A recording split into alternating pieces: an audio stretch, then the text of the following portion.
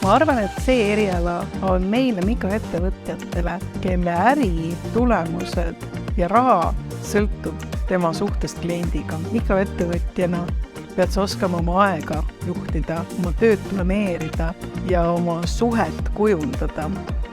Ja mina näiteks olen kinnisvaramaakler. Ma pean oskama oma aega planeerida, ma pean oskama oma ettevõtet organiseerida ja jõudma oma klientideni. Sinu tulemused sõltuvad sellest, milline sa oma kliendile paistad, milline on su bränd.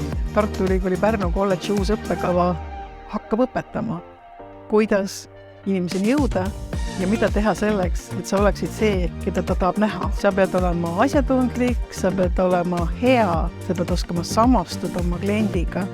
Sul on nii palju asju, mida sa enne ei kujuta ette, aga koolis õppides paned kõik oma varasemad kogemused süsteemi ja saad sellest kujundada oma tulevikku.